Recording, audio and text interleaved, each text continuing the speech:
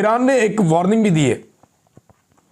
उन्होंने कहा जी अगर अमेरिका हमारे ऊपर हमला करेगा तो हम मजबूरन सऊदी अरब में, कतर में और यूएई में जो अमेरिकी अड्डे हैं उन्हें तबाह कर देंगे।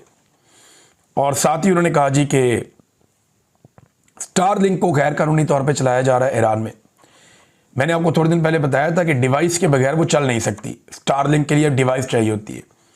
तो ईरान ने छापे मार के बहुत बड़े पैमाने पर जो स्टारलिंक की डिवाइसेस हैं, जो इंटरनेट के लिए इलॉन मस्क का एक इंटरनेट का सिस्टम है, बड़ा ज़बरदस्त है, वो बड़ा शानदार, बड़ा कमाल वो काम करता है और दुनिया को हिलाकर रख दिया इलॉन मस्क ने। जिस तरह उसने स्टारलिंक के ज़रिए से दुनिया को जोड़ा है, तो वो बहुत सारी डिवाइसेस ईरान ने पकड़ी हैं और अपने फौजी जैमर्स के ज़रिए से कोशिश भी कर रहे हैं वो लगातार कि वो जैमर्स लगा के इंटरनेट को शट डाउन रखें जहां वो चाहते हैं कि वो शट डाउन रहे। नाज़रीन, एक और चूरन पाकिस्तानियों को बेचा जा रहा है। ये चूरन भी बड़ा इंटरेस्टिंग है। ये अब कहा जा रहा है जी पाकिस्तान जहाज़ बेचेगा और अमीर मुल्क बन जाएगा।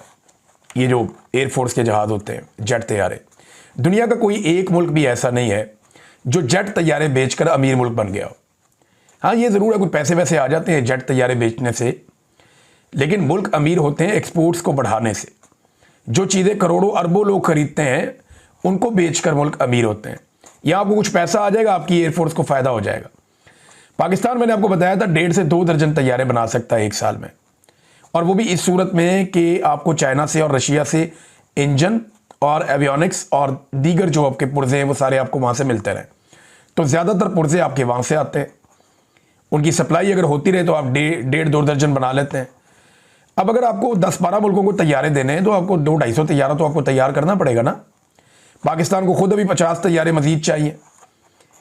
कम से कम पाकिस्तान को 2 साल तो तैयारे अपने पास रखने हैं। तो क्या ये ममालिक इतना अरसा इंतज़ार करेंगे? और अगर आप 1 से 2 दर्जन तैयारे बेचते हैं हर साल, तो आपको कितना पैसा बचता है? आपको 4-5 अरब या 7 अरब डॉलर, 8 अरब डॉलर आपको टोटल कमाई हो जाएगी। तो आपने इसमें से पहले लागत निकालनी है कि ये बनते कितने के, बिकते कितने के हैं। यानी ये कोई सस्ता नहीं बनता, बहुत पैसा इसको बनाने पे लगता है। फिर उसके बाद जो पुर्जे आप खरीदते हैं वो आपके शराकतदार हैं, वो भी इसके अंदर हिस्सेदार हैं। आप बहुत भी छलांग लगाएंगे, आप 1-1.5 अरब डॉलर के तैयारे बेच लेंगे, लेकिन ये बेच कौन रहा है? पाकिस्तान एयरफोर्स का प्रोजेक्ट है। तो एयरफोर्स के लिए तो 1-1.5 अरब डॉलर बहुत पैसा हो जाएगा। यानी इस 1-1.5 अरब डॉलर में एयरफोर्स जो है वो अपने लिए ठीक ठाक तैयारे तैयार कर सकता है। लेकिन पाकिस्तान की मईशत 1-1.5 अरब डॉलर से खड़ी होगी नहीं जी। ओवरसीज पाकिस्तानी लगभग 30 से 40 अरब डॉलर बेचते हैं हर साल, तो उससे मईशत खड़ी नहीं हो रही। आपकी एक्सपोर्ट्स जो है वो 30 से 40 अरब डॉलर के बीच में रहती हैं।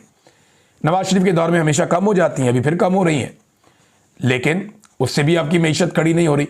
तो ये 1-1.5 या 2 अरब डॉलर अगर आपके पास इजाफी आ जाएगा, तो ये लोग आपको कहानियां सुना रहे हैं, कहानियां सुने, आप चुप करके एंजॉय करें।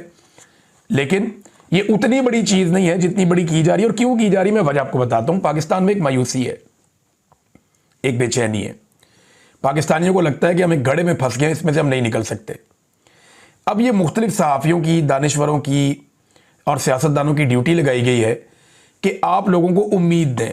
अब ये लोगों को झूठी उम्मीद दे रहे हैं, झूठी उम्मीद दे रहे हैं। और हालत इनकी ये है कि सर्दियों में लोड शेडिंग हो रही है उस मुल्क में जहां पे इजाफी बिजली बनाने की कैपेसिटी है। और अब इनके पास आईपीपीज को देने के लिए कभी कहते हैं तेल नहीं है, कभी कहते हैं उनकी कैपेसिटी नहीं है, कभी कहते हैं जी वो बिजली हम खरीद ही नहीं सकते, इतनी महंगी है। तो फिर आप उनको बिजली खरीदे बगैर पैसा क्यों दे रहे हैं? सवाल तो ये भी पैदा होता है। तो ये इनके हालात हो गए हैं कि सर्दियों के अंदर बिजली की लोड शेडिंग करने वाले कह रहे हैं कि हमने मायूसी दूर करनी है। कैसे करनी है भाई?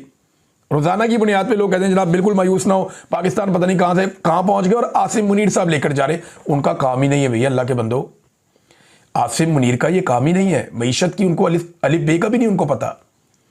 मैंने बीएससी में इकोनॉमिक्स पढ़ी है, तो एफएससी में इकोनॉमिक्स पढ़ी है, तो मुझे थोड़ा बहुत जो इल्म है, जिन चीज़ों का मुझे पता है, और जब हम लगातार हम रिसर्च का काम करते हैं, मेरी टीम में 2 लोग ऐसे हैं जो इकोनॉमिक्स के ऊपर बहुत एक्सपर्ट हैं।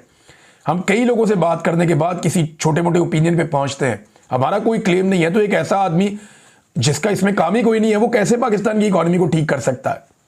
बिला वजह ना वो कहते हैं हाथी के पाँव में सबके पाँव, सारे लगे हुए हैं दिन रात जूते पॉलिश करने, लगे हुए हैं दिन रात जूते पॉलिश करने।